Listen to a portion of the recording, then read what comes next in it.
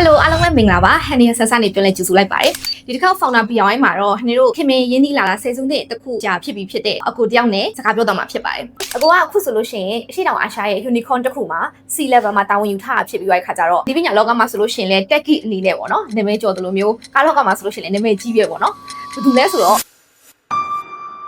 ငယ်တော့အဖိုးရှိတယ်အဖိုးကမူလဝတ္တပညာရှိပေါ့နော်ဒါပေမဲ့သူ့ရဲ့ဝါသနာရေဒီယိုတွေဆင်ပြီးတော့အဲ့တော့ရောင်းစားတာပေါ့နော်ရုပ်တွေပါတောင်းရင်လည်းအဖိုးက electronic တိုင်ပေါ်ပြီးတော့မော်တာတွေဝယ်ပိန်းလုံးတွေနဲ့ပင်နီယန်တွေနဲ့တော့သူဆင်ပြီးတော့အဲ့လိုပေးဆော့တာမျိုးတွေများတယ်ပေါ့နော်အဲ့ရနေစပြီးတော့သူ့မှာရှိတဲ့စာအုပ်တွေဖိုင်ရင်းနဲ့ electronic နဲ့စပြီးတော့ရင်းနှီးလာတာပေါ့နော်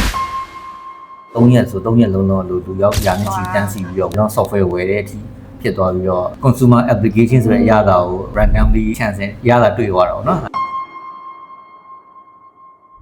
ငယ်တဲ့ကားဝါသနာပါတယ်ကားပြန်ကောင်းတယ်ကားကိုပြင်တယ်ကားပြီးတော့သားစီဖြုတ်ပြီးတော့သားစီပြန်တက်တယ်ကာရိုလည်းရောက်လာတော့ကားအကြောင်းနားလေတဲ့တက်သမားရန်ရှားတယ်